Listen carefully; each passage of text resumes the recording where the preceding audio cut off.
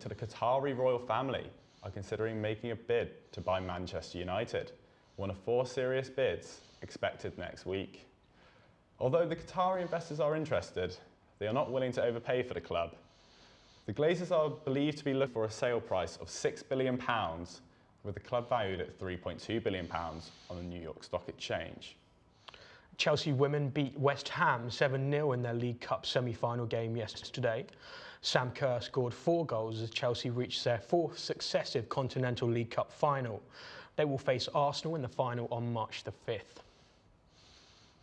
Kansas City Chiefs quarterback Patrick Mahomes was named the NFL's most valuable player for the 2022 season.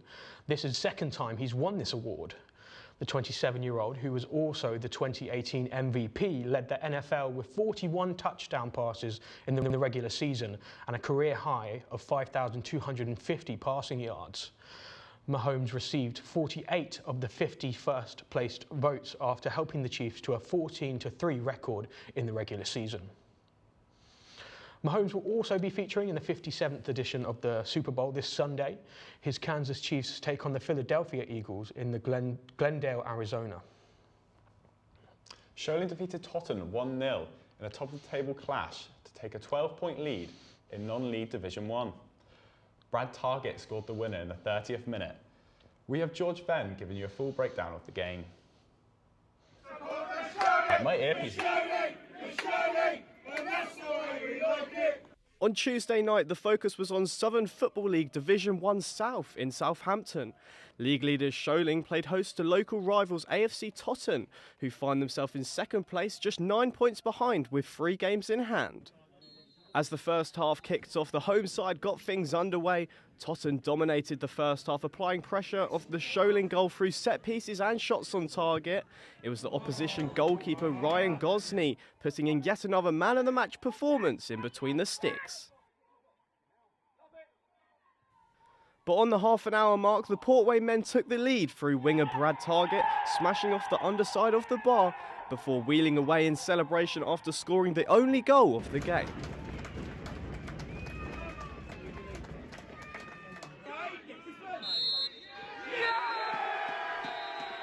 As the referee blew the final whistle, the crowd erupted at the Imperial Home Stadium as the result put Solent 12 points clear at the top of the table.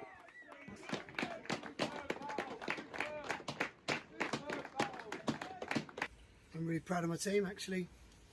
I thought we were fantastic. I really did. Players gave everything. We penned them in for long spells of the game. They had 1 shot on our goal. They had 1 shot on target the entire match. But, you know, we've just got to dust ourselves down now. You know, they give them a bit of credit, but I'm very proud of my players. I thought we were fantastic. I really did. I thought we were high tempo. I thought we played all the football. Some of our movement, some of our play, to get in the box. Their keepers pulled off 2, if not 3. Top class saves, but I say that every week. We need to find a way to tuck them away and come out comfortable, but we didn't, and that's football. Sometimes we could have been there for 3 weeks and maybe not scored, but I'm still proud of my players. They were magnificent. Of course they're disappointed because they've just put in a performance. They've just put in a top performance. You know, top performance. That's all you can say. Top performances should lead to wins. Sometimes they don't. Sometimes you pen another team in, you literally pepper their goal all game, 16, 17 chances, you know, and other days 4 or 5 of those go in, and some days, listen, they don't, and sometimes you've just got to take it on the chin. This game won't dictate the outcome of this league, I can guarantee you that. The next 17 will, this game won't. It never did in my mind. Matty Burrows came back from suspension today and had some very lively moments. He's not kicked a ball in anger since Boxing Day, so it was just about, you know, you got to ease him in, you got to get him his minutes and build him back up to 90, and that's how we work. So, yeah, he's lively, come on and look bright. That's all we wanted. I don't know, maybe a little bit of luck. You don't want to rely on it, but sometimes you need it. That never went our way.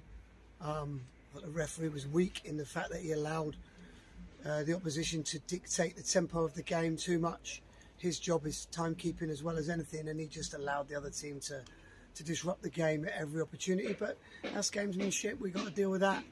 I hope they're proud of their players. I hope they're proud of their team, because I am, and there's a long way to go. And if you're more interested in the fan experience at the game, we had Barnaby Page reporting on that. Derby between Sholing and AFC Totton.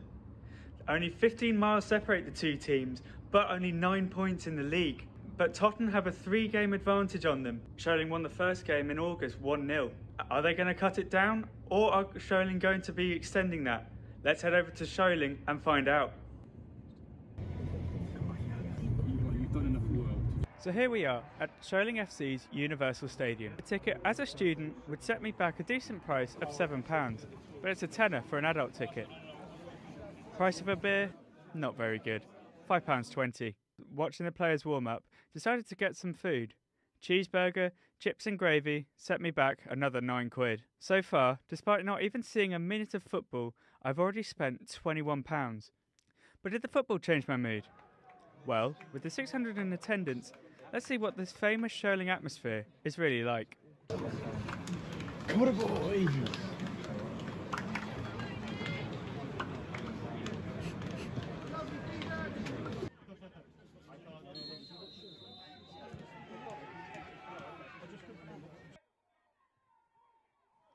20 minutes in, Sholing took the lead through Brad Target. After another Sholing chance, will Totton be able to respond? Yes. No. And no. And that's half time. So back into the clubhouse, there's memorabilia and photos from that famous day for Sholing, where they won the 2014 FA Vase Trophy. Back out for the second half in this 1 degrees. Tottenham keep attacking, but it leads to nothing, and Sholing hold on. As the referee blows the full-time whistle, we finally hear an atmosphere. So all in all, was it value for money? Well, on food and drink and the match ticket, it cost over £20, a bit pricey as a student, and for a non-league game.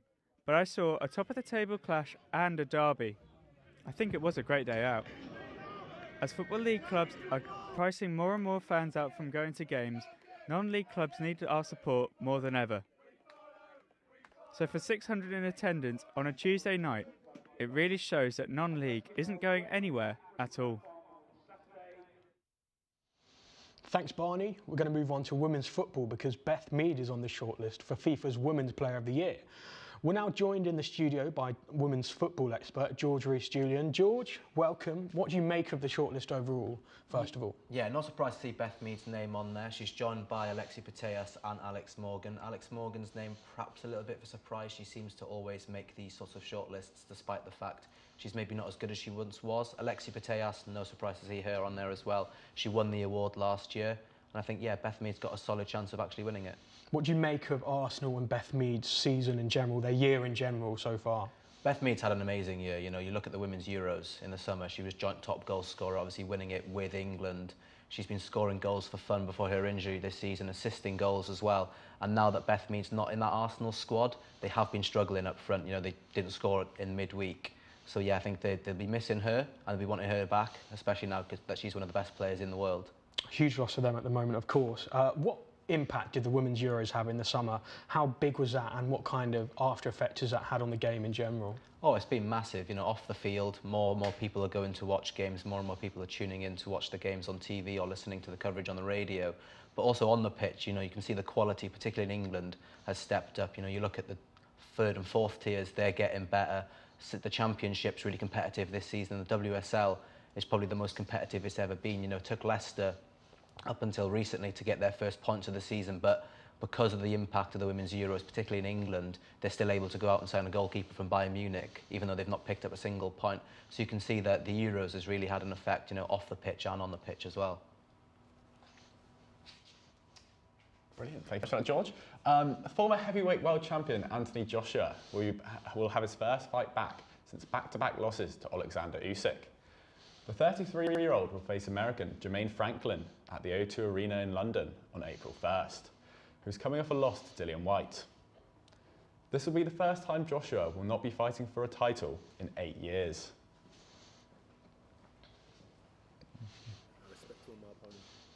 So if he had the belt still, I'll take him the same way, and if he doesn't have the belt still, I've got to take him the same way. I've got to give the man his respect because he's coming to fight, and that'll make me keep my feet on the ground and take him seriously.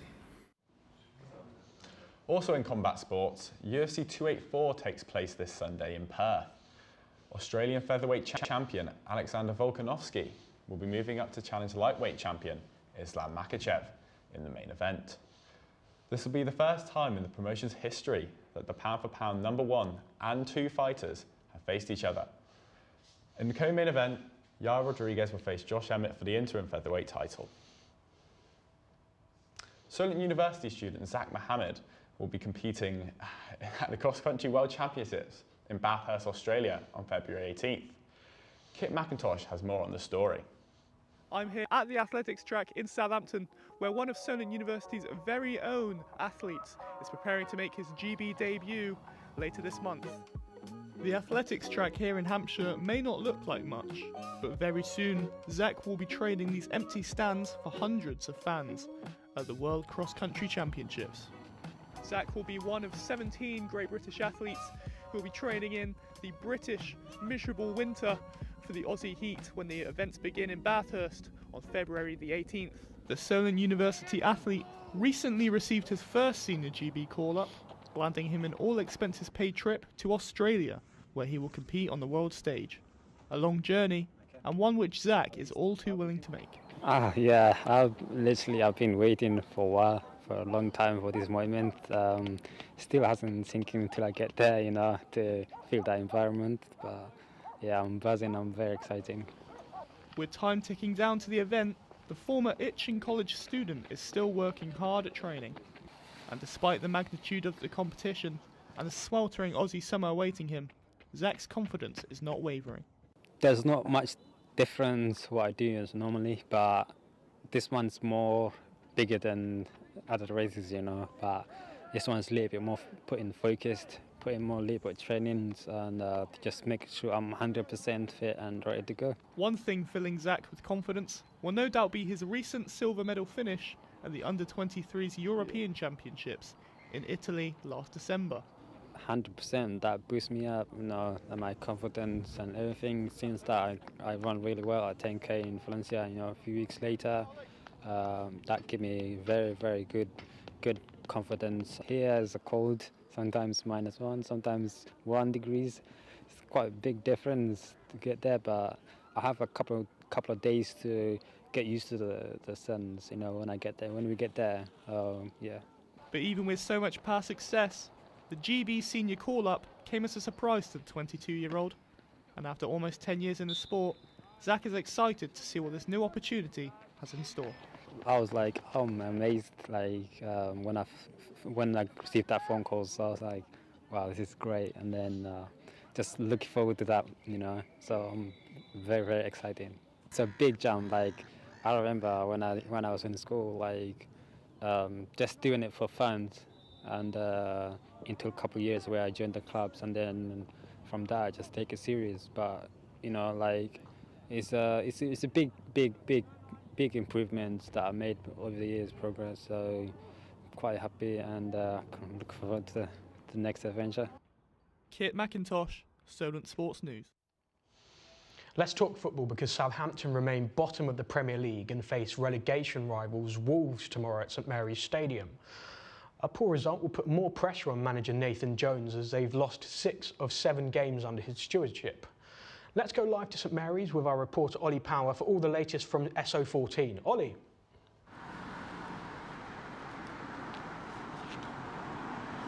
I'm here at St Mary's, where it's windy, unpleasant and miserable, which sort of mirrors Southampton's season in a way, who sit bottom of the season in 20th position with just 15 points and a record 14 losses in the league so far. So with 6 losses in 7 Premier League games for manager Nathan Jones, he's under more and more scrutiny by the week. The former Luton Town coach took over from Ralph Hasenhüttl in November and has only conjured up one win against the struggling Everton side. After a 3-0 loss in West London last week to Brentford, the scrutiny rises and the manager's job in the hot seat is getting more tense by the week. And in that game, Southampton managed to get a record that no one wants. They've now conceded more corners than anyone in the league, with 13. Although, after the defeat, the boss claimed that he takes a lot of responsibility and he feels like he let the team down and even pandered them. Although, despite this, the Welshman has come out yesterday in a press conference and said that he believes he can save the South Coast side from relegation still. And through the scrutiny and the struggles, he remains positive.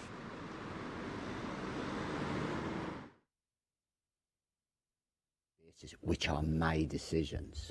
So no one has put pressure. I don't get pressure from anyone or anything. I listen to people like I do at every other football club. But I have made decisions here, and I live and die by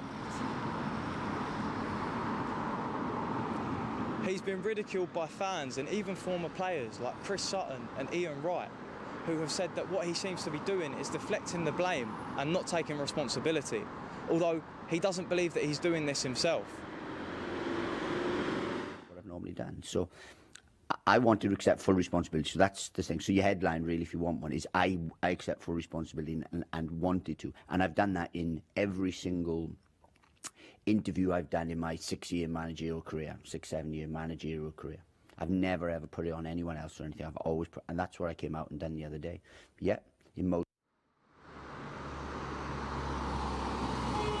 Ramesses Ankerson from Sport Republic has justified keeping Jones on at the club in a fans forum that happened on Tuesday, where 100 Saints fans attended.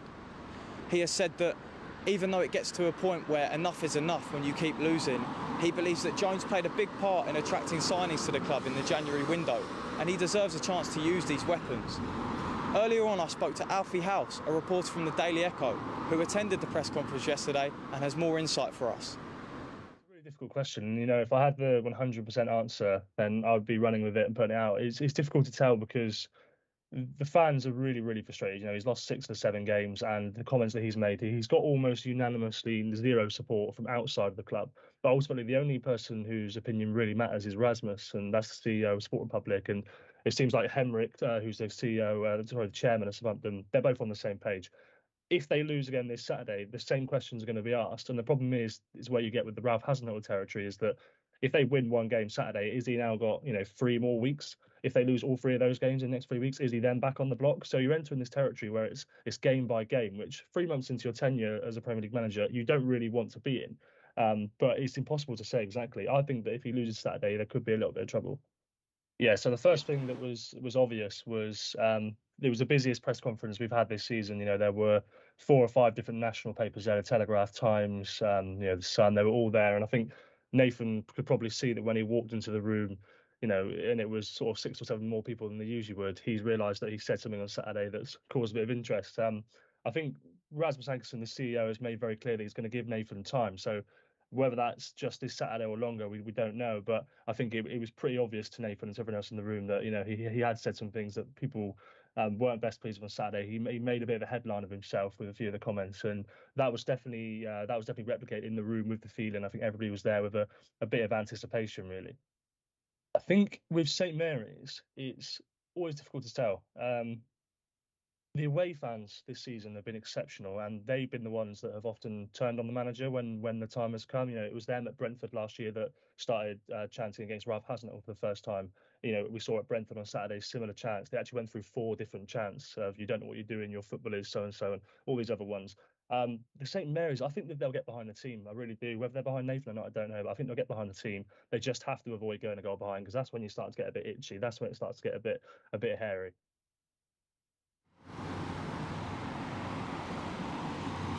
In just 24 hours, the pressure builds even more, as exactly where I'm stood, Southampton face Wolves in a relegation battle, with the West Midlands club just 5 points ahead Saints, only a point above the drop zone, with 15th in the Premier League, in a match tomorrow that could potentially decide Jones's future. And it's a case of must win for him, and there's a good chance that Jones could potentially be gone if he does not win tomorrow. So will he be gone? Will he stay? Who knows? But we'll have to find out. 3 o'clock tomorrow, Southampton versus Wolves. See you. Back to you guys in the studio. Thank you very much for that, Ollie. Two-time NBA champion Kevin Durant has been traded to the Phoenix Suns from the Brooklyn Nets. The 34-year-old joined an impressive Suns team, which includes all-star guards Devin Booker and Chris Paul. Elsewhere, 2017 MVP Russell Westbrook has joined the Utah Jazz from the LA Lakers. San Antonio Spurs return to action at midnight UK time tonight as they take on the Detroit Pistons in the NBA. Former Itchen College student and Solent Orchestrals player Jeremy Sohan will be involved as the forward looks to turn around a poor recent run of form for his side. The 19-year-old is well known for his one-handed free throws, which may be needed if the Spurs are looking to bounce back. With the kick-off to the Six Nations starting last weekend, Saj Rahman spoke to local Southampton Rugby Club, who have been struggling recently to find both players and form and games this season. They hope with the current tournament that it will bring more popularity to the game along the south coast.